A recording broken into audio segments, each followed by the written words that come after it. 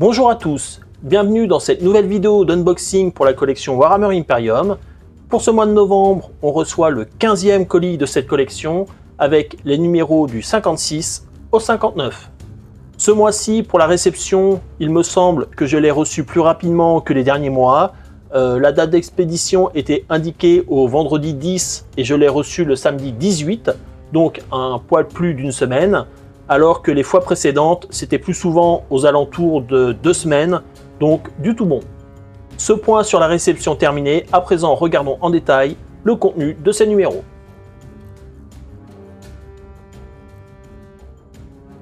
Je débute avec le numéro 56.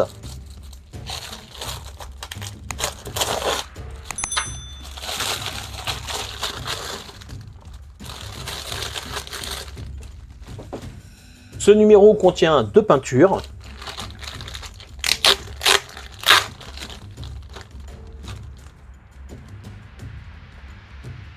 Alors nous avons l'Administratum Grey et le Balor Brown. Le mois dernier, on n'avait pas reçu de nouvelles peintures, donc là c'est cool d'en avoir un nouveau. Il faudra regarder dans la notice de peinture afin de voir quelles sont leurs utilités. Ensuite, je regarde le contenu du fascicule, avec pour débuter un chapitre pour les sœurs de bataille sur les miracles. Dans la section des zones de guerre, on a Damnos. Ensuite, dans la catégorie des factions, il y a un article sur l'Officio Assassinorum, avec des fiches sur différentes unités, je pense, d'assassins, donc les Calidus, l'Eversor, le Collexus et le Vindicar. Ensuite, dans la catégorie Histoire, il y a un chapitre sur le rituel sanglant. Pour les sœurs de bataille, il y a un article Guerre de la foi. Toujours pour les sœurs de bataille, il y a un article supplémentaire sur les ordres minoris, les ordres militants mineurs, avec des petites fiches sur l'ordre du calice radieux, l'ordre de l'épine et l'ordre du voile de fer. Ainsi que l'ordre de la chapelle de cendre, l'ordre du cœur navré et l'ordre de la lumière dorée. Ensuite, il y a la notice de peinture pour utiliser nos nouvelles peintures. Avec là, on peut voir qu'on fait le camouflage sur la cape de l'archiviste. Et pour le Balor Brown, on voit qu'on peut faire les éclaircies au niveau des ceintures et des gants sur nos figurines. L'Administratum Grey est également utilisé sur les sœurs de bataille pour faire des éclaircies. Et toujours le Balor Brown sur les objets en cuir. Et également l'Administratum Grey sur certaines arêtes pour les nécrons. Ensuite, au niveau du tutoriel de jeu, on a certaines fiches supplémentaires avec chaîne de commandement, les chefs Nécrons et les chefs Space Marine, avec une nouvelle mission assaut rapide.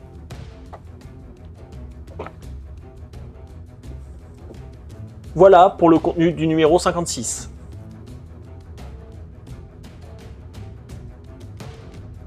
Je continue avec le numéro 57. Je reprends à ce moment-là car la vidéo a planté. Et donc dans ce numéro, il y a une figurine, un mécanoptère. Alors au niveau de la grappe, on en a l'habitude, le modèle est relativement détaillé, la modélisation est nickel. Alors le mécanoptère, on en avait déjà reçu un avec le numéro 36, là c'est le deuxième que l'on reçoit, et on doit en recevoir un autre le mois prochain. Passons au contenu du fascicule. Dans la catégorie des héros, on a un article sur Célestine, la Sainte Vivante. Pour les zones de bataille, on a un article sur Sitosa. Pour les chapitres, on a un article sur la Death Watch, le bouclier exterminateur. Comme pour le numéro précédent, il y a un article sur les ordres pour les sœurs de bataille, donc les ordres non militants. Il y a la notice d'assemblage pour le mécanoptère. ainsi que la notice de peinture.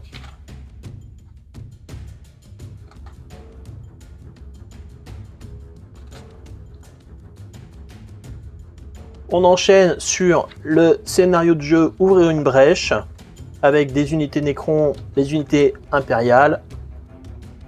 Et donc la mission Percer les murs. Il y a également un feuillet supplémentaire. Pour les Necrons, il y a une page sur les yeux du Triarcat. Il y a une autre page sur la guerre pour Ramassus Alexia. Une autre page pour les sœurs de bataille, défenseurs fanatiques du credo impérial. Et de l'autre côté, ici, il y a les zones de guerre Alexia, avec, je pense, des petites fiches spécifiques sur différentes zones. Pour ces zones spécifiques, il y a par exemple la basilique de Saint-Mercus, les flèches de la ruche, les entrailles, les sites hydrauliques, la lune sacrée, les pics de Varnos, les ouvrages Necrons, les relais astropathiques, mission d'Alexia et les renforts Necrons. Voilà pour le feuillet.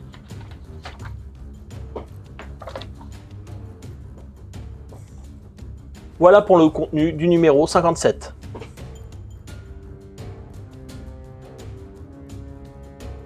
Je poursuis avec le numéro 58.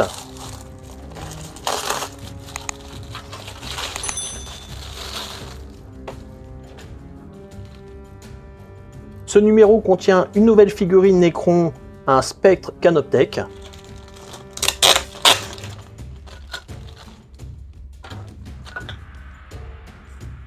Au niveau de la grappe, comme je l'ai dit, pour le mécanoptère, la modélisation est vraiment nickel. On voit tous les détails, donc vraiment du tout bon. Et comme pour le mécanoptère, on a déjà reçu un spectre Canoptech dans un numéro précédent, dans le numéro 45 plus précisément, et on doit en recevoir un dernier un peu plus tard dans la collection. Passons au fascicule. On commence par des informations sur les ultramarines, les origines héroïques. Ensuite, dans la catégorie des chapitres, on a un article sur les Black Templars. Dans la catégorie des héros, on a un article sur Morvenval, l'Abbesse Sanctorum. Ensuite, il y a la notice d'assemblage pour le spectre Canoptech, ainsi que la notice de peinture.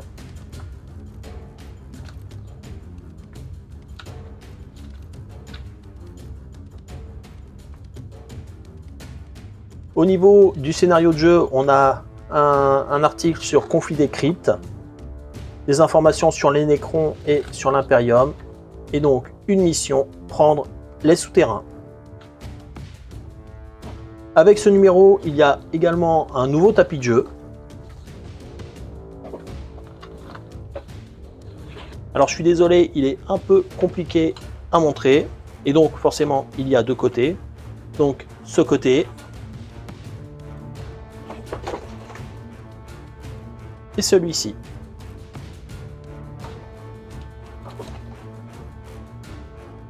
Voilà pour le contenu du numéro 58.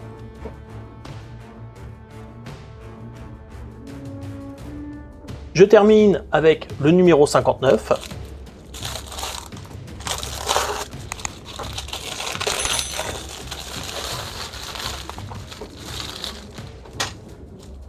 Dans ce numéro, nous avons la première partie pour 3 figurines, les Outrider Space Marine.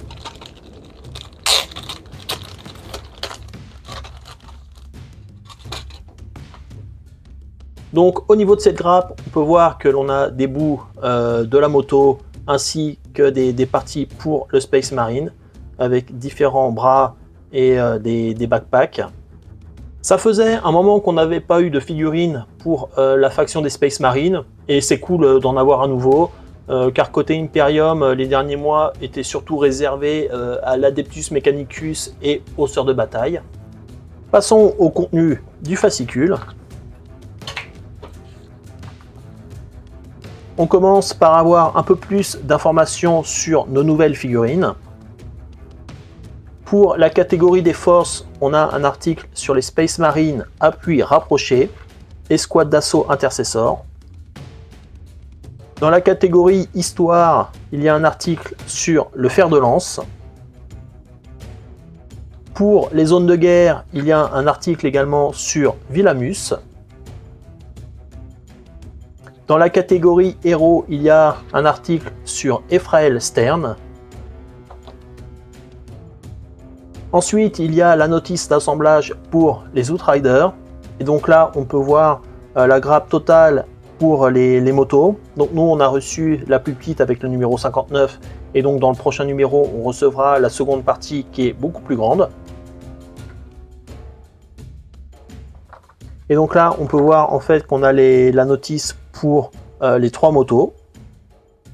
Ensuite, dans la section tutoriel, on a les règles Space Marine Stratagème. Bâtir une armée, rang de puissance et points. Ensuite, on a des fiches supplémentaires Destin funeste, création d'armée, exemple de liste et une mission, ils ne passeront pas.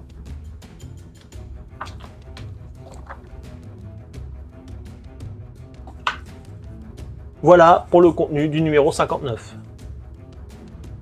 Voilà pour le contenu de ce 15e colis. Dans ce colis, nous avons reçu de nouvelles peintures, 2 figurines Necron que l'on avait déjà reçues précédemment, à savoir un Mécanoptère et un Spectre Canoptech. Comme nouveauté, nous avons la première partie des Outriders Space Marine. Mon ressenti, c'est que globalement, c'est un colis moyen, surtout en comparaison de ceux des 2 derniers mois. C'est cool de recevoir à nouveau de la peinture, mais depuis le changement de prix de pot pour pratiquement 11 €, c'est pas top. Les 2 figurines Necron qui ont l'air vraiment très bien, on en avait déjà reçu des identiques précédemment, donc ce ne sont pas des nouveautés. La nouveauté qui sont les Outriders Space Marine, on n'en a qu'une partie, et je me mets à la place d'une personne qui serait plus à jour que moi, ou qui simplement attendrait plus les modèles Space Marine à ceux des autres factions. Et ben, ils se retrouvent avec une partie et sont obligés d'attendre un mois pour avoir la suite. Je ne comprends pas trop la logique ici. On avait déjà reçu des grappes divisées en 2 parties. Il y avait eu les guerriers Necron 2 fois. Il y avait eu les Rangers Skitarii. Et le mois dernier encore, il y a eu le rôdeur. Et à chaque fois, on avait les 2 parties dans le même colis. On n'était pas obligé d'attendre le mois suivant pour pouvoir assembler et peindre l'intégralité. J'imagine même pas s'il faisait le coup avec Gilliman par exemple. Et c'est vraiment dommage, car en décalant, on va dire, le spectre de 2 numéros, on aurait eu les 2 parties des Outriders dans le même colis, et directement, ça en aurait augmenté la qualité globale. De toute façon, c'est comme ça. J'espère juste que ça ne se reproduira pas trop pour le reste de la collection. Nous arrivons au terme de cette vidéo. Merci de l'avoir regardé jusqu'au bout et à bientôt pour la suite.